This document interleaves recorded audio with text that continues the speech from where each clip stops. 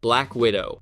When Johansson first appeared as Natasha Romanoff in Iron Man 2, she was in her mid-20s. In a 2019 Collider set visit interview, she looked back at that debut and said the character was treated more like a body than a person. She described Natasha as being talked about like a possession, a thing in her own words. She pointed to Tony Stark calling her a piece of meat on screen, and the scene where she changes clothes in the back of Happy Hogan's car while he watches through the rearview mirror. At the time, Johansson admitted that kind of attention may have even felt like a compliment. Her self-worth was measured against those types of comments. She told The Hollywood Reporter that the early Black Widow costume was designed to put her body on display rather than serve a character performing combat. On Dax Shepard's Armchair Expert podcast, she went further. She said Hollywood had pigeonholed her into a narrow box based on her appearance, and that she felt reduced to an object rather than recognized as an actor. The character's roots in the comics, a spy literally trained to use her physical appeal as a weapon, made that framing easy to justify on screen. But for Johansson, years later, as a mother in her mid-30s, none of it sat right anymore. She said her understanding of herself had evolved, and so had the character. By the time Black Widow got her solo film in 2021, that era was over. Let me interrupt for a second. I'm trying to grow my channel. You can support me by subscribing, giving a like, and using your hype points on my video. Enjoy the video. Whiplash.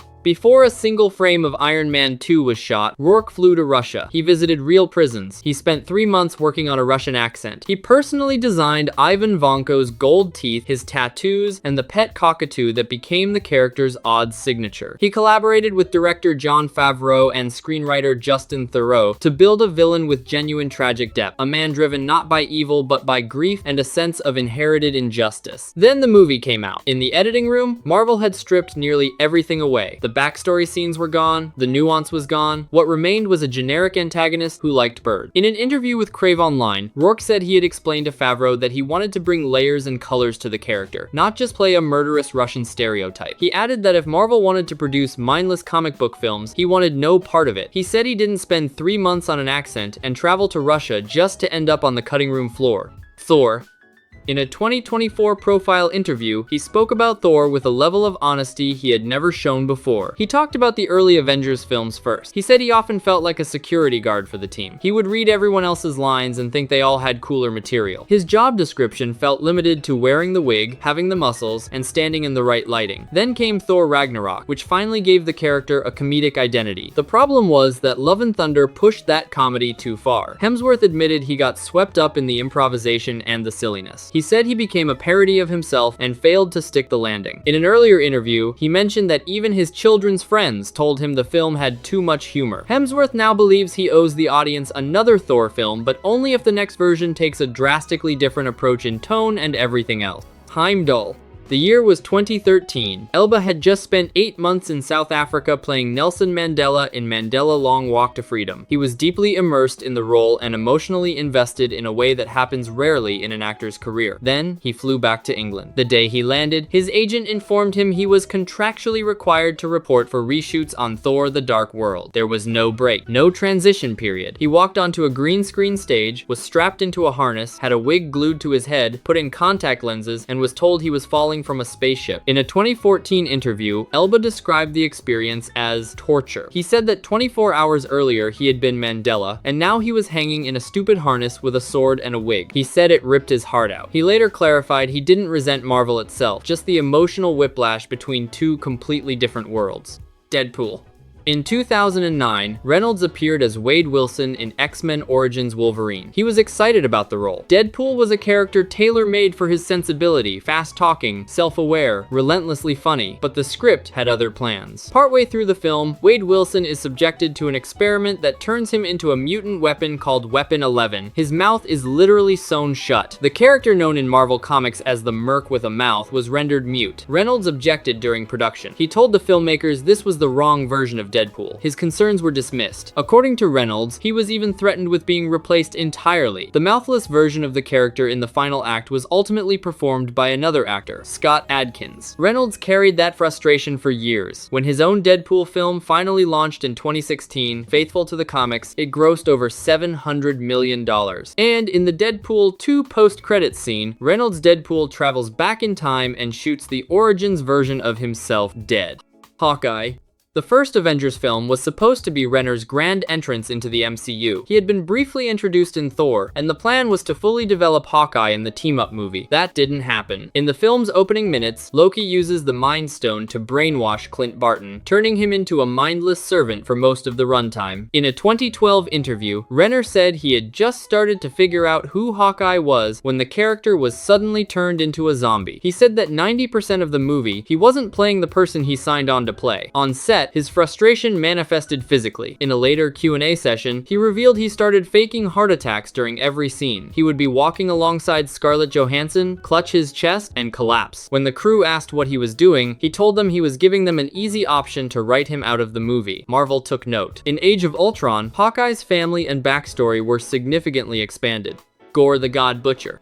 Bale is known for extreme physical transformations and deep immersion into his characters. He lost dramatic weight for The Machinist, gained it back for Batman Begins, and has spent decades choosing roles that demand total commitment. In 2022, he entered the MCU as Gore the God Butcher in Thor: Love and Thunder. His performance was widely praised, but in an interview that same year, he described the actual filming process in blunt terms. He called it the definition of monotony. He said there were other actors on set far more experienced with this kind of production than he was. He couldn't differentiate one day from the next. He had no idea what he was supposed to do in front of the green screens. For someone who builds characters through environment and physical detail, the Marvel production pipeline with its enormous stages, digital backgrounds, and fragmented shooting schedules was disorienting. He described the costumes as making him feel ridiculous. The performance landed, the process did not. Red Skull. When Weaving signed on to play Red Skull in Captain America: The First Avenger, his contract covered 3 films. He enjoyed the role and expected the character might return as a villain in one of the Avengers movies. Years passed. Red Skull did return in Avengers Endgame as the ghostly keeper of the Soul Stone on Vormir, but it wasn't Weaving under the makeup. It was Ross Marquand. In a 2020 interview, Weaving explained what happened. Marvel had come back to him with an offer, but the money was significantly lower than what he'd earned for the first Avenger, despite the original contract stipulating his pay would increase with each film. Marvel's position was that it was just a small voice role. Weaving said he found negotiating with Marvel through his agent to be impossible. He added that the original promise was that the money would grow each time. He said he would have done the role, but the studio's handling of the deal killed his interest entirely. Jane Foster.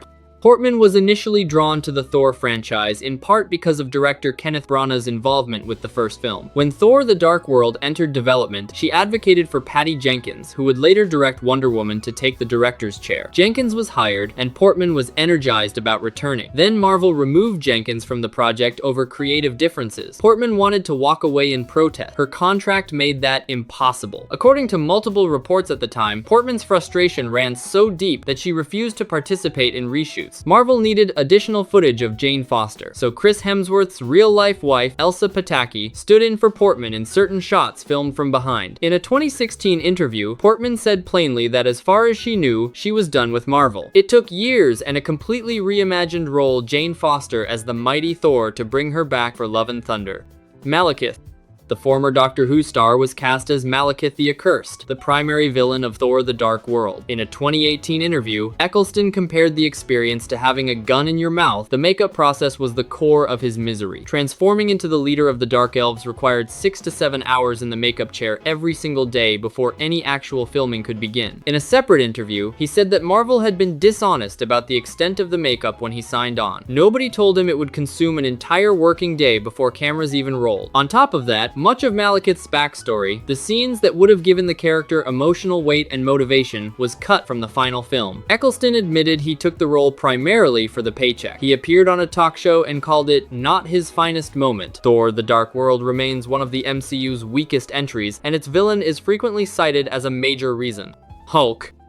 Norton starred as Bruce Banner in 2008's The Incredible Hulk, only the second film in the MCU. He didn't just act in it, he contributed to the screenplay. Norton had a specific vision for the character: darker, more psychologically complex, closer in tone to his work in films like Fight Club and American History X. Marvel had different plans. The studio wanted something lighter and more connected to the emerging franchise tone set by Iron Man. During post-production, Marvel overrode Norton's input and recut the film. The collaboration collapsed. When it came time for the Avengers, Mark Ruffalo replaced Norton as Banner. Marvel Studios president Kevin Feige released a statement explaining that the decision was rooted in the need for an actor who embodies the collaborative spirit of the other cast members. Norton's agent called the statement disingenuous. Norton himself later described it as cheap. He said Marvel went back on the gritty tone they had promised. He never returned to the franchise.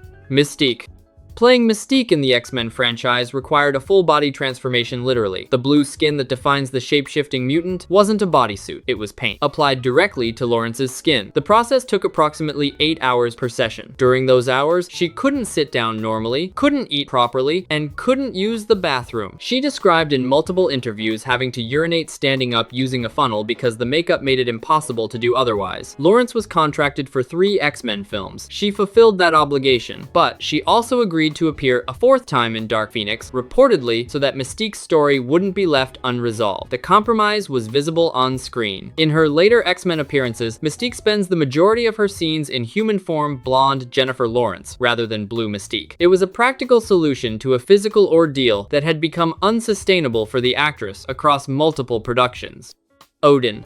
2 Academy Awards, 6 decades of acting. Hopkins played the All-Father of Asgard across 3 Thor films, bringing weight and gravitas to every scene he appeared in, particularly his farewell sequence in Ragnarok, which remains one of the most emotionally affecting moments in the franchise. But in a 2023 interview, Hopkins described the experience with detached indifference. He said they put him in armor, shoved a beard on him, sat him on a throne, and told him to shout a bit. He called acting in front of a green screen pointless. For an actor whose career has been defined by the subtlety of human expression, the micro-movements of Hannibal Lecter's face, the quiet devastation of an aging father losing his memory, the Marvel process offered very little to work with. The costume did the heavy lifting, the green screen did the rest. Hopkins showed up, delivered his lines, and left. War Machine. In 2008, Howard was the highest paid actor on Iron Man, higher than Robert Downey Jr. This was by design. Downey was considered a risky hire given his past legal troubles, while Howard was an Oscar-nominated star coming off Hustle and Flow. Howard claims he personally lobbied for Downey to get the Tony Stark role when the studio had doubts. Iron Man became a massive hit. Then came negotiations for Iron Man 2. Marvel offered Howard a drastically reduced salary for the sequel, despite his character James Rhodes being set for an expanded role as War Machine. Howard says he reached out to Downey, who had just received a significant raise, hoping his friend would help him negotiate. He says he never heard back. The role was recast with Don Cheadle. On a live TV appearance, a fan asked Howard if he would ever return. His response was brief and profane. He said the franchise could be huge, but as far as he was concerned, they could forget about it. He never worked with Marvel again. Drax. In July 2018, Disney fired James Gunn as director of Guardians of the Galaxy Volume 3 after old tweets resurfaced. The rest of the Guardians cast signed a joint statement supporting Gunn. Bautista went further than anyone. He didn't just sign the letter, he went on a public campaign against Disney. In multiple interviews, he said he would ask to be released from his contract if Gunn was not rehired. He said he had no interest in playing Drax if Gunn's screenplay wasn't used. He called Disney's decision to fire Gunn reactionary and said the studio was being unfair to someone who had already apologized for the tweets years earlier. Other cast members stayed diplomatic. Bautista did not. He put his career inside the biggest franchise in cinema at direct risk over a principle. Disney eventually reversed course and brought Gunn back. Guardians Volume 3 was released in 2023 with Gunn directing. Bautista played Drax one final time, then walked away from the MCU on his own term. If you know of any other incidents, don't forget to mention them in the comment. Don't forget to like the video and subscribe to the channel. I'd really appreciate it if you used your hype points on my video. You can also check out the membership tiers. See you in the next videos.